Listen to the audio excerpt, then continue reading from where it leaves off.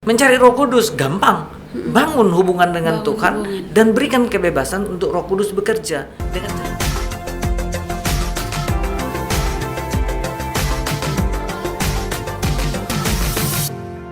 Pondok Cerita. Shalom Sobat Pondok Cerita, senang sekali kali ini berjumpa lagi dengan saya Susi Suryani. Pada kesempatan kali ini kita akan bercerita dengan seorang yang sangat spesial, seorang hamba Tuhan yaitu Bapak Ferry Chan. Selamat malam Pak. Selamat malam. Apa kabar? Baik. Puji Tuhan, senang sekali Pak, kami dari tim Pondok Cerita boleh menghadirkan Bapak malam hari ini. Kebetulan kita dari tim sudah ada yang kenal, tetapi dari teman-teman Sobat Pondok Cerita belum kenal. Boleh perkenalkan sedikit Pak? Ya, nama saya Ferry Chan. Terus saya latar belakang dari keluarga yang bukan beragama Kristen. Tetapi saya terlahir dari seorang tua yang mempunyai karakter yang kuat, dan dia adalah salah seorang pengurus dari sebuah tempat ibadah bagi orang-orang Chinese. Jadi dia mengurus sebuah tempat ibadah, bukan gereja, tetapi tempat ibadah untuk orang-orang yang Orang Chinese. beragama Taoisme. Oh, Jadi Taoisme. bukan Buddha. Bukan Buddha, Jadi kalau bukan Buddha itu ada pelajaran-pelajaran, tetapi kalau Taoisme itu dia lebih kepada iman percaya mereka kepada sesuatu yang mereka anggap itu adalah dewa yang dapat memberikan berkat untuk mereka. Nah, saya terlahir di keluarga ini, dan tentunya pengaruh yang membentuk karakter saya yang begitu lama itu sangat susah untuk dikatakan bahwa saya bisa menjadi seorang hamba Tuhan. Tuhan. Benar sekali ya Pak. Iya ya. Kebetulan Sulit iya, sekali. ya, betul sekali Pak. Kemarin waktu Bapak sharing di KKR, wah sangat berapi-api, sangat antusias dalam pelayanan. Jadi kalau memang Bapak terlahir dari latar belakang bukan Kristen, itu bagaimana Pak ceritanya sampai Bapak bisa menerima Tuhan Yesus sebagai juru selamat pribadi? Boleh cerita sedikit Pak? Nah, dari latar belakang itu saya bersekolah dari SD, dari saya SD sampai dengan saya SMA itu sekolahnya Katolik. Saya tidak tahu juga. Inilah satu proses yang Tuhan kerjakan. Saya ada di gereja sekolah Katolik, tetapi saya tidak terpengaruh dengan hal-hal yang bersifat rohani daripada Katolik ini, karena ada satu ikatan kuat di karakter di dari rumah, keluarga ya, di mana apa yang diajarkan oleh orang tua saya juga itu semestinya tidak jelek. Jadi dia selalu mengatakan seperti ini, dan saya pernah baca satu buku juga tentang filosofi ini, bahwa dia bilang, kamu jangan melakukan hal yang jahat kepada orang lain kalau kamu tidak mau orang itu melakukan kepadamu. Betul ya Pak. Tidak, agama pasti mengajarkan yang baik ya Pak. Ya. Oke. Nah, sehingga saya melihat di sekolah itu ya seperti pendidikan biasa saja. Tetapi karena kegagalan saya di sekolah yang Katolik itu, di SMA Don Bosco itu, saya pindah. Secara akademis ya Pak? Ya, saya pindah, dan pada saat perpindahan saya itu, saya harus membayar uang sekolah saya sendiri. Boleh potong sedikit Pak? Iya. Di Kota Bitung atau di mana Di Manado. Pak? Oh, Manado. Di Manado. Asli Manado. Jadi pada saat itu saya bingung mencari sekolah, karena orang tua saya merasa bahwa saya ini cukup nakal, tidak mau dengar-dengaran kepada orang tua, sehingga dia bilang, ya sudah kamu cari sekolah sendiri. Nah, saya dapat satu sekolah, itu sekolah Advent yang baru, mereka baru, bahkan ujian aja mereka tidak boleh adakan di sekolah mereka, SMA Pionir yang ada di Pal 2 dekat PT Air yang sekarang di Pal 2. Nah, saya bersekolah di situ karena itu Advent. Jadi setiap hari Sabtu kami diwajibkan. Wajib, iya. Wajib itu mengikuti yang namanya sekolah Sabat. Bayangkan, mereka mengatur itu untuk pelajaran semestinya yang berhubungan dengan iman, kepercayaan Kristen itu, dengan mengatakan bahwa ini sekolah. Iya. Sekolah Sabat. Waktu itu saya tidak tahu dengan sabat apa tuh, saya nggak mau tahu dengan sabat. Pokoknya kalau ada kegiatan-kegiatan yang berhubungan dengan kepercayaan dari orang tua saya, itu pasti hari-hari besar saya pasti harus ada di kelenteng gitu, ya. Kelenteng juga. Tapi saya mendapat pendidikan setiap hari Sabtu itu, saya mendapat pendidikan yang Di sekolah sahabat yang beda dengan saya dapat waktu di dalam keluarga Katolik SD, Oh, SD, SMP, SMA itu nggak pernah dapat seperti itu. Tapi di sekolah pionir itu saya mendapatkan seperti sesuatu yang ada cerita-cerita yang sangat menarik begitu. Ada cerita-cerita menarik, misalnya mereka mengupas tentang wahyu, ya mereka bahkan buat satu seminar tentang wahyu. Di situ ada ketertarikan, ada sesuatu yang luar biasa bisa terjadi. Ada dua kubu, ya, ada terjadi dua kubu di mana iblis berkuasa dan Allah juga berkuasa untuk menjaga umatnya. Jadi sepertinya tertarik dengan itu karena kita sebagai orang-orang yang notabene mengerti tentang Taoisme, kita lebih percayakan itu seperti contohnya Jet Li atau Bruce Lee dengan kekekalan. Jadi kita nggak percaya dengan kalau di Taoisme itu kan kita nggak percaya bilang Tuhan Yesus menyembuhkan. Enggak, kalau kita tuh pengen lihat itu seperti apa? Suatu yang real gitu ya Pak. Realitasnya, yang nyata. Dia pukul jatuh. Yang masuk akal ibu. Nah, terbawa dari situ saya sudah melupakan, sehingga saya harus bekerja. Nah, saya bekerja, tentunya saya kawin. Nah, pada saat kawin itu, kalau tanya kenapa kita bisa mengikuti agama Kristen, saya bisa dibaptis, ya, itu karena peran dari istri saya. Panjang nih ceritanya. Pengaruh dari istri saya, gitu. Menarik nih Pak. Itu pengaruh dari istri saya. Iya. Jadi pengaruh itu bukan pengaruh bersifat yang negatif, tidak. Jadi diet itu ternyata berhubungan secara spiritual dengan Allah. Untuk Jadi memohon. bertemu dengan istri, dengan ibu, baru Bapak ada bergabung di suatu komunitas gereja atau dari saat sekolah sahabat itu bagaimana Pak? Setelah sekolah sahabat, terus saya masuk pekerjaan, hilang tuh sekolah sahabat. Hilang. Karena apa? Karena saya tetap kembali ke Jadi mengejar karir dulu ya, Iya. ini mengejar karir. Saya kembali lagi kepada kepercayaan orang tua saya dan saya percaya juga itu mendatangkan kebaikan bagi saya. Jadi saya tetap kembali lagi ke situ. Tapi pada saat perkawinan itu membawa hasil yang luar biasa. Ada perubahan ya. Jadi pada saat perkawinan juga semestinya saya bukan terus menjadi Kristen. Menjadi Kristen Enggak. dulu ya Pak. Istri saya bukan ajak saya ke gereja, tetapi saya yang mengajak istri saya untuk menikah secara Taoisme, secara agama. Oh, tidak menikah di gereja Pak? Tidak. Oh tidak. Wah, menarik ini ceritanya tidak ini menikah di sampai gereja. kok bisa jadi hamba Ya, Tuhan. Ini kami menarik tidak menikah di sekali ini gereja. Pak. Iya. Itu peran yang luar biasa dari seorang istri. Wow. Harus didampingi ibu, ini harusnya ada di samping ibu Harusnya ini saya ceritanya. mengatakan seperti itu. Saya bilang, Wow. kamu ikut karena ada hal-hal yang saya tidak dapat menjelaskan dengan jelas kan. Wow. Saya hanya mendengar. Oke. Saya hanya mendengarkan cerita, tetapi yang jelas istri saya yang lebih tahu Yang berperan hubungannya ya, dia Pak. dengan Oke. Tuhan seperti apa, Seperti hubungan apa. spiritual apa yang sementara dibangun sampai bisa Sampai mengubah. Bapak bisa menarik Bapak untuk percaya kepada Tuhan. Iya, Wow. karena waktu saya kawin dengan istri saya bilang, potong telinga saya kalau saya mau masuk Kristen. Masuk Kristen. Karena saya sangat kuat karena itu kan sejak lahir. Iya, Jadi seperti karakter suatu itu paham ya Pak ya gitu. Ya. Prinsip. Ya. etika karakter itu sangat kuat, Sudah terikat. ya. Iya. Itu menjadi satu habit dari seseorang karena sekian tahun. Bayangkan saya itu ada kira-kira ya 30 tahun kan. Saya ada bersama-sama dengan keluarga saya, dengan orang tua saya yang begitu kuat mereka. Begitu, Pak, betul. Dan tidak ada hal-hal Tidak ada niat untuk belajar agama, Nggak ada. tidak ada sama Tidak sekali. ada. Nanti Tidak setelah ada. menikah baru bagaimana itu Pak ceritanya kan?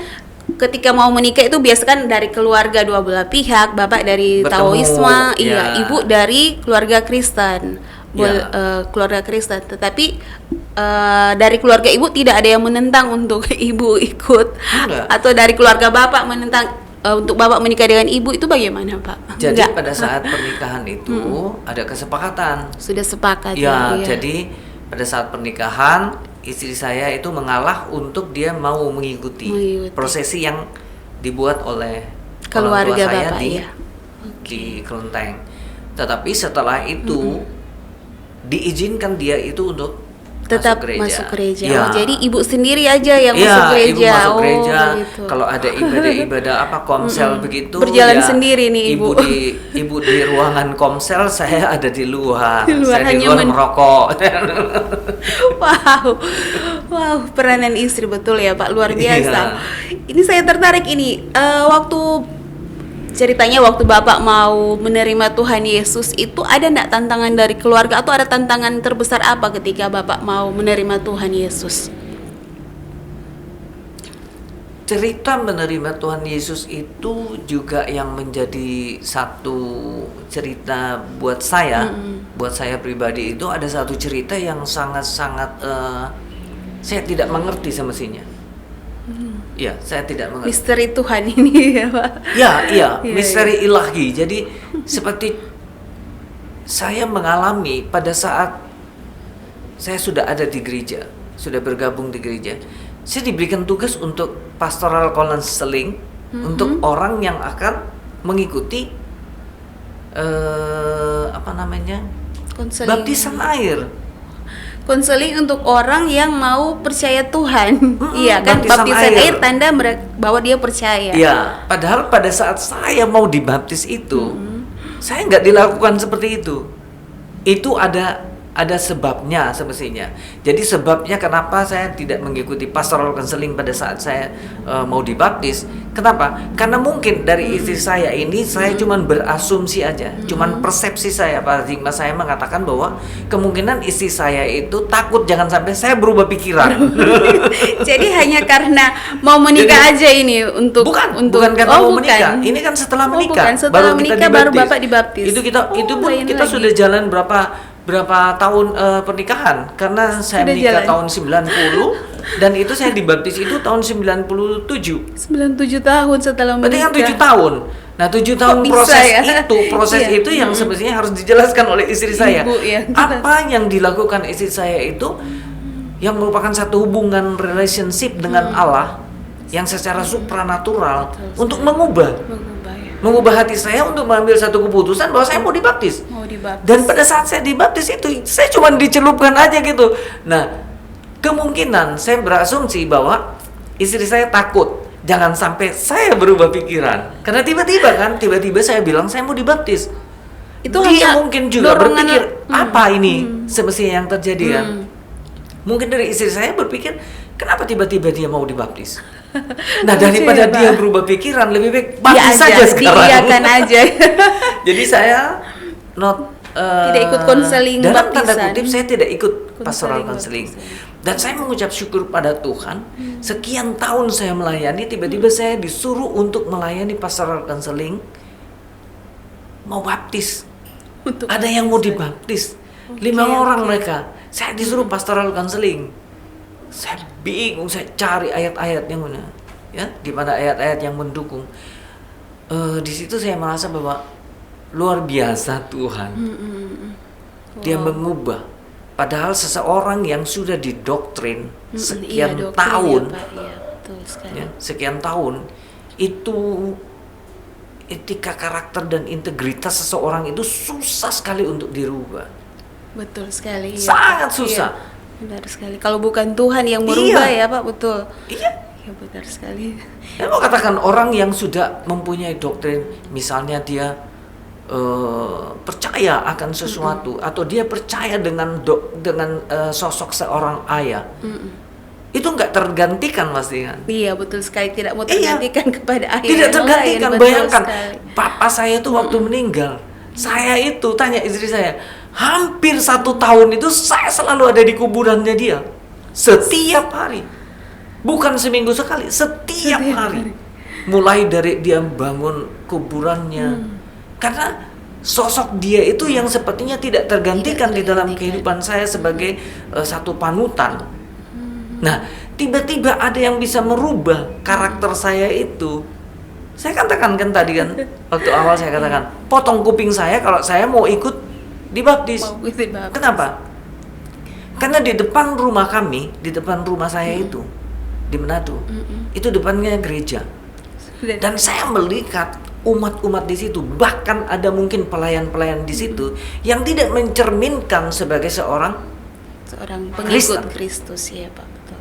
Nah, pada saat saya belajar dan saya sekolah, saya mengikuti, saya bilang ada juga beberapa yang saya dapat dari guru-guru kami ya di sekolah Alkitab itu pernah mengatakan bahwa sosok seorang Mahatma Gandhi, kalau dia itu bisa diubahkan menjadi Kristen, itu seluruh India itu bertobat menjadi Kristen. Tetapi pada saat dia ada di Amerika, dia mau masuk di salah satu gereja yang bule, mereka menolak karena warna kulitnya hitam.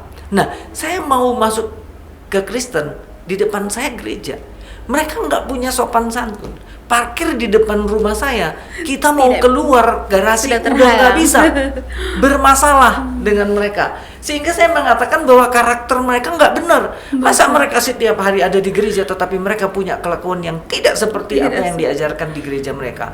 Tetapi kita yang justru menyembah, mereka katakan kami menyembah berhala, tetapi kami menyembah berhala, kami mesti lebih sopan.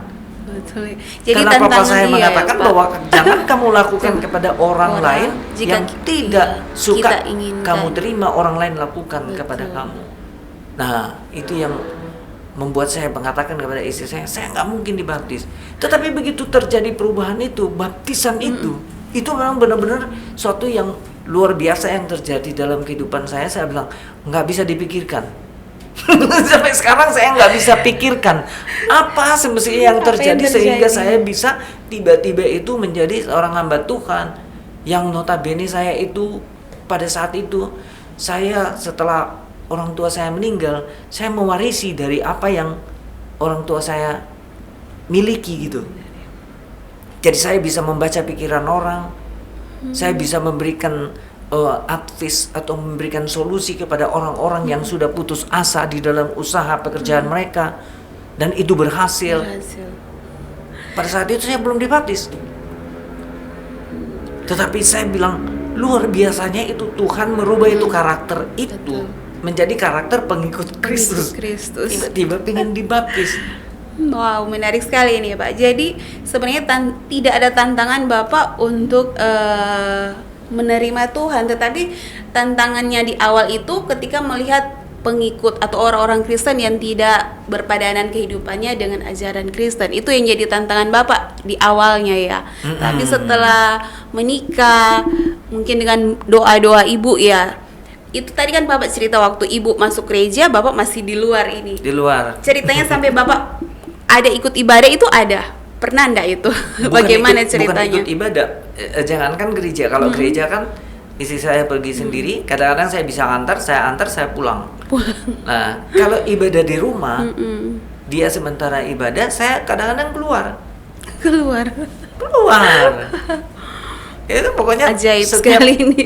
Itu yang dihadapi oleh istri saya mungkin dengan pergumulan itu. Tentunya yang bisa menjelaskan tentunya istri saya yang lebih jelas akan menjelaskan apa yang dia lakukan, apa yang membuat hatinya itu untuk tergerak untuk mendoakan ataupun apa saja yang dia lakukan sehingga saya bisa tiba-tiba dibaptis. Jadi ketika Bapak mau minta dibaptis itu belum pernah ikut ibadah gitu Pak, belum pernah masuk gereja. Enggak. Tiba-tiba aja. Tiba-tiba. Enggak ada. Istilahnya ada kan begini, saya pernah dengar kayak ada hamba-hamba Tuhan begitu kan, ikut KKR, terus tiba-tiba dia merasa bahwa terpanggil hatinya tergerak gitu. Tergerak seperti ada Roh Kudus yang bekerja untuk dia tiba-tiba menyerahkan diri ya untuk dibaptis. Ini enggak, tiba-tiba aja muncul secara spontanitas. Saya bilang, ayo baptis. Dia bilang, loh kenapa? Dia sendiri mengatakan kenapa gitu. Tapi saya mengatakan bahwa ya sudah, saya mau dibaptis. Pada saat saya masuk gereja pertama, aduh, rasanya itu saya seperti ada di tempat yang di apa? Di bara api yang luar biasa. Saya rasanya seperti apa gitu karena Sudah dibaptis itu Pak, suasananya ya? enggak di gereja itu suasananya gereja. saya nggak bisa terima gitu loh. Oke. Saya nggak bisa terima. Wah. Iya, saya seperti ada roh-roh penolakan. Saya di gereja itu bukan sukacita, tetapi ada satu roh-roh penolakan yang Iya. yang terjadi di dalam kehidupan saya. Seperti saya masuk di tempat yang aneh begitu. Tempat yang salah masuk ini Hah, gitu Pak. yang tadinya saya mengatakan bahwa ini gereja Pantekosta ini aneh-aneh kok. Oke. Sementara nyanyi-nyanyi tiba-tiba nangis. Setelah nangis-nangis tiba-tiba bertepuk tangan lagi. Saya bilang, aneh ini. Iya, Pak. Jadi itu sudah berselang Itu ketika jadi satu ejekan bagi saya kan untuk orang Kristen. Tetapi tiba-tiba saya ada di Sudah situ, di dalam situ. ada di dalam situ Iya. dan saya harus bertepuk tangan. Bahkan ada hal-hal yang tersentuh hati saya itu tiba-tiba saya bisa menangis. Istri saya bilang, kamu menangis? Saya bilang, Itu tersentuh "Iya." ketika apa Pak? Tersentuh ketika ada firman yang ketika menegur, firman, yang bisa memberikan teguran dan memberikan satu kekuatan kepada saya itu, saya menangis. Luar biasa. Nah. Luar biasa ini ceritanya. Oke. Setelah saya pindah ke Ambon itu iya. baru saya mengerti tentang apa itu pelayanan. Jadi pada saat saya selesai dibaptis, saya pada saat itu kan hanya sebagai seorang sales. Masih bekerja ya Pak? Oke. Di PD Jarum saya sebagai seorang sales. Oke. Dan saya itu cuman lulusan SMA. Sehingga saya tidak terlalu mengharapkan sesuatu yang lebih. Betul Ya kan? sekali, iya Pak. Masuk lulusan SMA, perusahaan yang begini besar, terus apa harapan saya mau dapat apa dari perusahaan ini? Tetapi pada saat saya selesai dibaptis, saya dipindahkan ke Ambon. Dan di situ saya dipercayakan untuk menjadi seorang kepala Oke. di Ambon. Di Ambon. Yang notabene tempat itu sudah ditinggal sekian tahun. Seperti tidak ada kegiatan lagi. Di kantor Di kantor siapa? Jarum Ya. itu dan Oke. saya datang di situ, terus saya memulai dengan mencari gereja. Karena ada kerinduan. Sudah ada Itu kerinduan. adalah cinta mula-mula. Betul, iya Ya. Pak. Itu adalah satu satu kekuatan cinta dari seorang yang ingin mengetahui lebih jauh lagi tentang imannya. Jadi kerinduan cari gereja. Sudah ada kerinduan. Wah, kerjaannya pokoknya cuma cari gereja.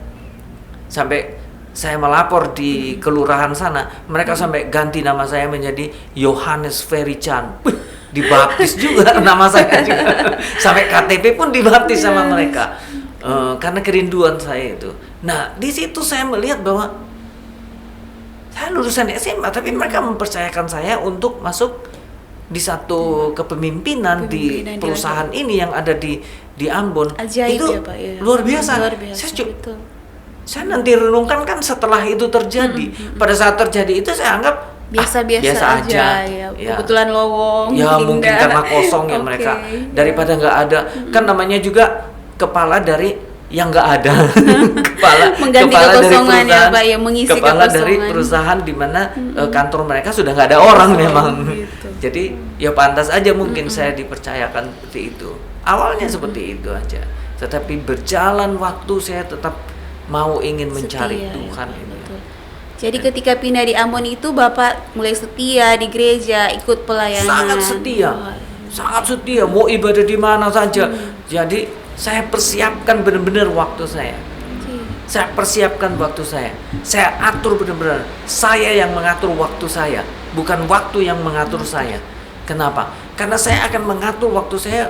Saya akan cepat-cepat bekerja itu untuk usahakan ada mau ibadah. Oh di mana? Hari ini ibadah itu di Galela. Nah Galela itu perjalanan dari gereja ke Galela itu seperti kita dari sini itu mau ke Girian. Dari Bitung tuh ke Girian kan cukup jauh. Iya. Tapi saya persiapkan. Karena saya Selesaikan ingin pekerjaan. ada cerita-cerita. Ada cerita-cerita firman Tuhan yang bisa sampai di hati saya itu untuk menguatkan saya. Karena pada saat itu saya sendirian ke Ambon itu. Oh, Belum sendiri. diikuti istri saya karena anak saya masih sekolah. Harus selesaikan dulu, baru dia naik kelas, baru pindah ke Ambon.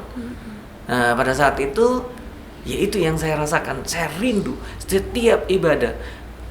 Ibadah itu 1 minggu itu gereja kami yang di Ambon itu bisa 3-4 kali. 3-4 kali. 1 minggu. Mm-mm. Di luar hari Minggu. Di luar hari Di luar hari Minggu. Di luar hari Minggu.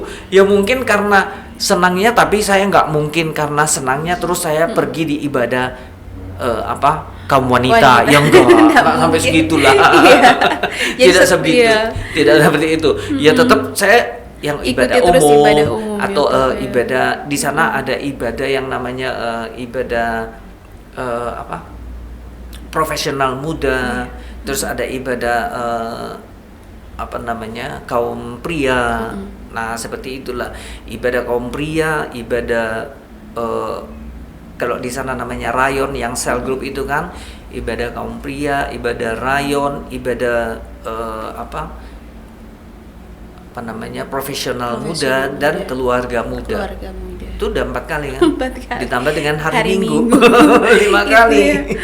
Jadi ada kehausan untuk mencari Tuhan. Ya. Betul sekali. Menarik sekali ini Pak. Jadi Pak Ferry sudah terlibat di dalam pelayanan di gereja. Jadi selama dalam berjemaat itu Pak sudah melayani, walaupun tadi Pak bilang sebagai wakil ketua pembangunan ya.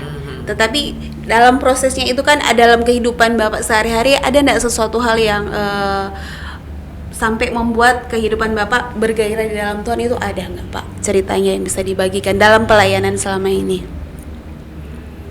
Kalau pelayanan itu, jadi setelah dari Ambon, kami dipindahkan ke Surabaya kan.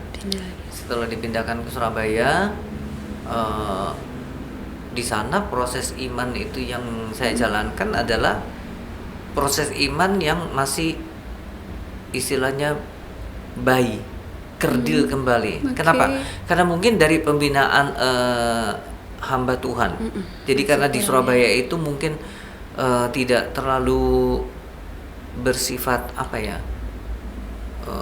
ibadah cuma 1 kali dalam 1 minggu, 2 kali dalam seminggu. Itu pun kalau ada, kadang-kadang tidak ada. Sehingga proses iman itu tidak terlalu bagus. Cuman tetap saya berpegang bahwa segala sesuatu itu pasti istri saya yang pegang peranan. Itulah kehebatan Tuhan, di mana saya waktu di proses di Surabaya itu saya tetap diangkat menjadi kepala, dan pada saat saya balik ke Manado, karena saya pensiun di Manado, itu saya mendapat jabatan sebagai district supervisor yang ada di Sulawesi Utara dan Maluku Utara. Nah cukup besar, tapi disitulah proses iman saya itu mulai ditunjukkan oleh Tuhan. Diasah ya Pak. Ya, jadi pada saat tahun 2008 saya ada di Manado, saya diberikan kepercayaan untuk memimpin beberapa kantor cabang begitu ya Pak. Bukan cabang, tetapi seperti contoh kaum pria. Jadi kaum pria, saya menjadi ketua kaum pria itu beberapa tahun, beberapa periode. Ada beberapa periode. Jadi diproses itu 2008 sampai 2018 di dalam pelayanan. Sehingga saya mengambil keputusan untuk sekolah Alkitab. Oh begitu. Ya. Oke. Di Manado itu Pak? Ya, diproses di Manado. Oke. Dan pada saat itu saya juga berhenti merokok. Jadi pada saat saya dibaptis, setelah itu saya bukan berhenti merokok, saya Masih tetap tetap merokok. tetap merokok. Jadi pada tahun 2008 saya kembali ke Manado, di situ saya berkomitmen untuk berhenti merokok. Sampai sekarang. 2008 itu awal mula saya mungkin diproses Tuhan untuk menjadi seorang hamba Tuhan, dipersiapkan. Dipersiapkan, Ya. betul. Jadi segala sesuatu yang terjadi itu Bapak tahu ada peran ibu ya sebenarnya ya. Ya. Betul. Jadi Bapak ikuti mengalir aja ya bersama Tuhan seperti itu sampai dipanggil untuk sekolah Alkitab, sampai Bapak memutuskan untuk berhenti berokok begitu. Iya. Itu peran dari Peran. seorang istri. Ketika mau sekolah Alkitab itu berarti Bapak udah berhenti kerja atau gimana Pak? Ya, saya minta pensiun dan Minta itu mau pensiun. sekolah Alkitab, tapi istri saya tidak mengizinkan di 2013. 2013. Nanti diizinkan setelah 2018. Wow. Baru saya masuk sekolah Alkitab 2018. 2019 saya melanjutkan kuliah di Sekolah Teologi Alkitab Batu Malang. Sampai 2023 barusan saya dibaptis di penamatan wisuda. wisuda. Wisuda. Selamat, Pak. Wah, menarik sekali ini, Pak. Kalau mau lihat dari ceritanya tadi itu benar sekali, sebenarnya ada peran istri ya, Pak. Iya. Tetapi kan tidak mungkin ya suami istri udah sama-sama, Pak. Bapak bisa lihat mungkin keseharian ibu itu seperti apa sampai akhirnya membawa Bapak bisa percaya Tuhan sampai masuk dalam pelayanan sekarang ini. Kira-kira apa yang bisa Bapak ceritakan tentang seorang istri yang menjadi pendamping Bapak itu bagaimana? Kekuatan doa. mungkin. Kekuatan doa, betul Jadi sekali. dia Oke. itu sangat apa ya? Sangat serius untuk doa dan puasa itu. Doa dan puasa. Iya. Oke. Dan itu yang membuat saya juga kadang-kadang kalau suruh berdoa, saya mau katakan pada dia, saya katakan ke istri saya bahwa kalau mau mau doa tentang pelayanan atau doa tentang untuk jiwa-jiwa, ya, baru terakhir ini saya katakan sebaiknya kamu yang berdoa. Nggak tahu, Roh Kudus yang berbicara kepada saya untuk mengatakan bahwa kalau untuk doa jiwa-jiwa di dalam pelayanan di tempat kami, mungkin Roh Kudus berbicara untuk istri saya yang berdoa. Karena kalau saya lebih ke semestinya saya menjadi seorang penginjil semestinya. Karena dari awal saya sudah sudah sering ditunjuk untuk menginjil di gereja saya yang pertama. Selalu disuruh menginjil. Di mana ada KKR, di situ saya ditunjuk untuk melayani KKR. Tapi Tuhan mungkin berkehendak lain. Jadi pada saat saya sekolah Alkitab, saya katakan kepada Tuhan, saya sekolah Alkitab ini mau jadi apa gitu loh. Jadi kasih tanda. Jangan sampai saya sekolah Alkitab, saya pulang, saya mau menginjil. Atau saya mau jadi apa gitu. Saya minta tanda dari Tuhan dan Tuhan kasih tanda. Satu orang itu yang datang dan memohon doa dan dia itu merasa bahwa sepertinya dia itu menemukan seseorang yang dapat memberikan jawaban-jawaban yang pasti. Dia seorang Muslim, tetapi tiba-tiba dia minta didoakan. Dan itulah buah buah sulung dari pelayanan saya.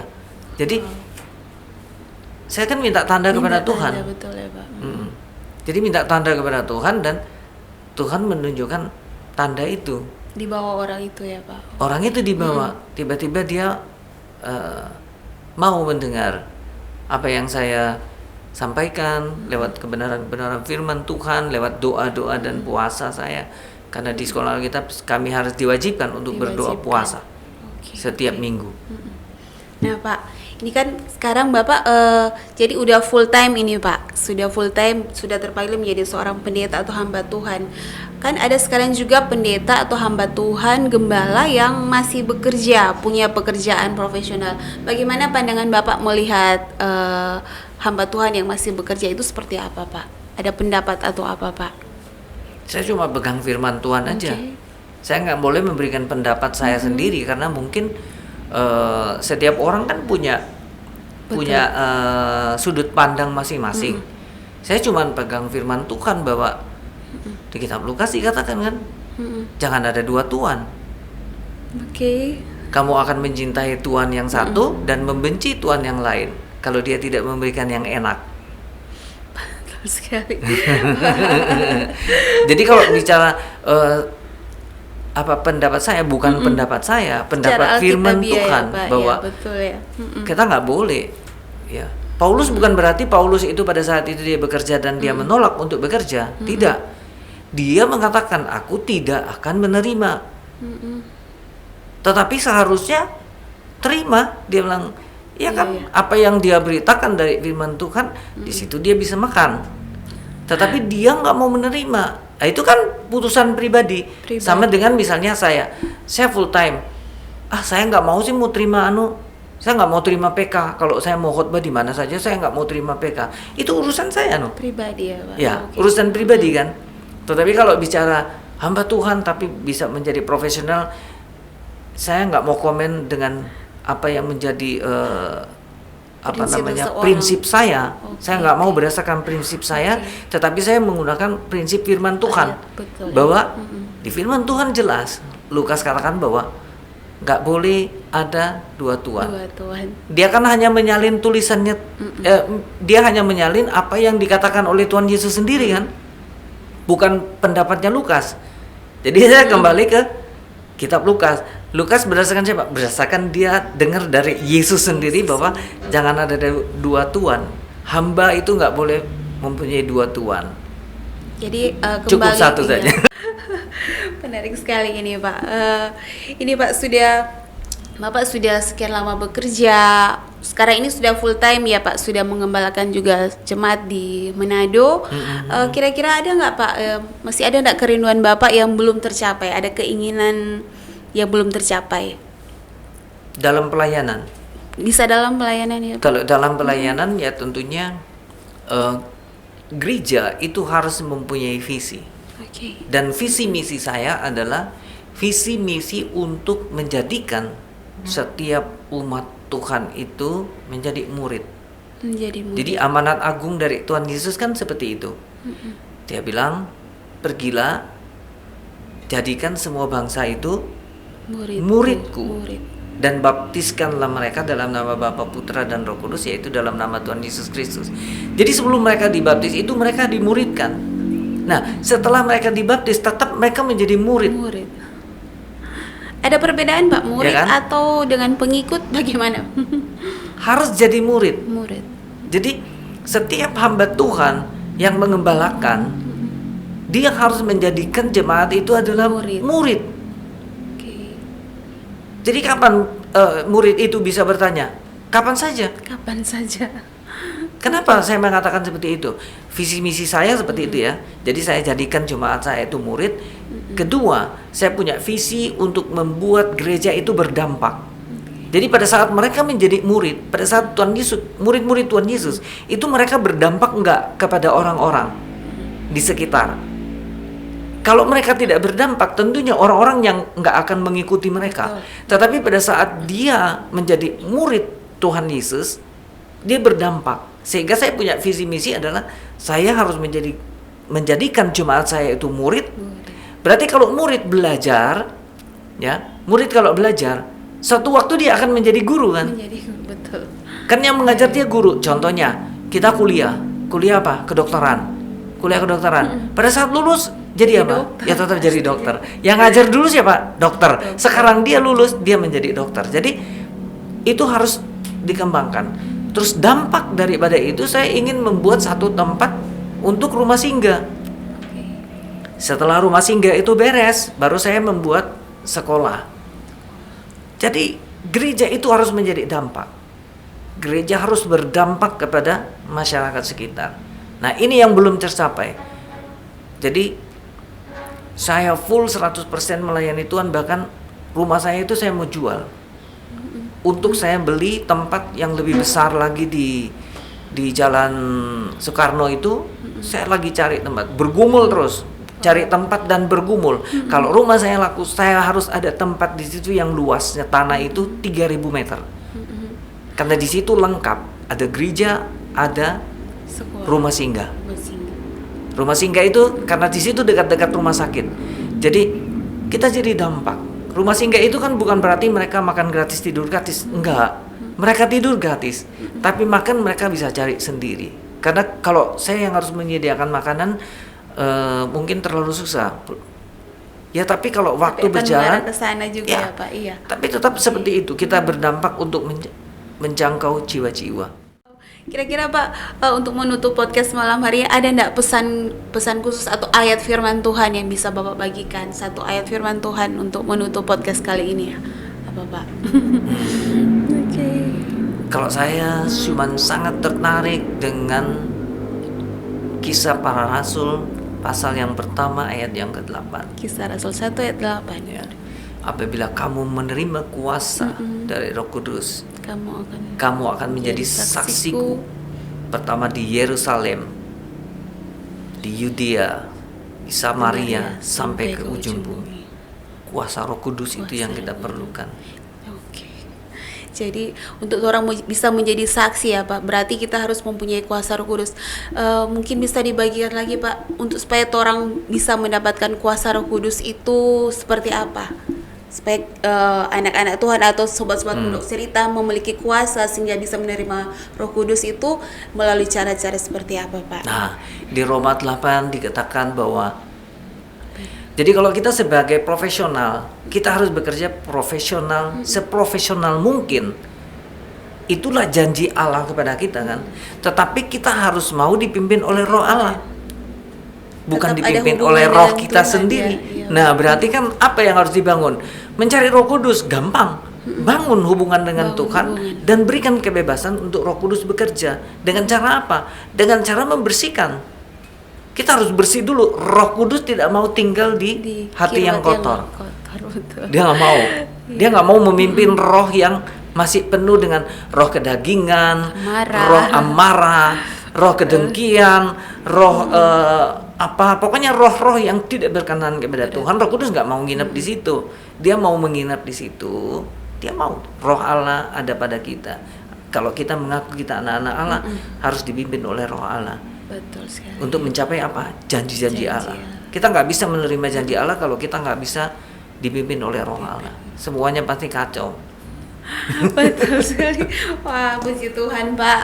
Makasih banyak Pak Ferry. Sharing kali ini Susi sangat diberkati dan saya percaya juga teman-teman sobat Pondok Cerita pasti diberkati dengan program Pondok Cerita kali ini. Kami semua tim Pondok Cerita menyampaikan terima kasih banyak buat Pak Ferry. Kiranya Tuhan senantiasa memberkati bersama keluarga dan dalam pelayanan dimanapun Pak Ferry berada. Amin. Amin. Oke Pak, kita akan tutup podcast kali ini. Sobat Pondok Cerita yang mengalami masalah pergumulan hidup ataupun rindu didoakan atau ada pertanyaan yang ingin disampaikan kepada tim Sobat Pondok Cerita, jangan ragu untuk mengirimkan pesan kepada kami pada nomor WhatsApp yang tertera di bawah ini. Akhirnya saya Susi Suryani dan tim Pondok Cerita bersama dengan Pak Ferry Chan malam hari ini pamit dan jangan lupa like, komen dan share program Pondok Cerita kepada teman-teman Pondok Cerita yang lain. Sampai jumpa di program podcast selanjutnya. Tuhan Yesus memberkati.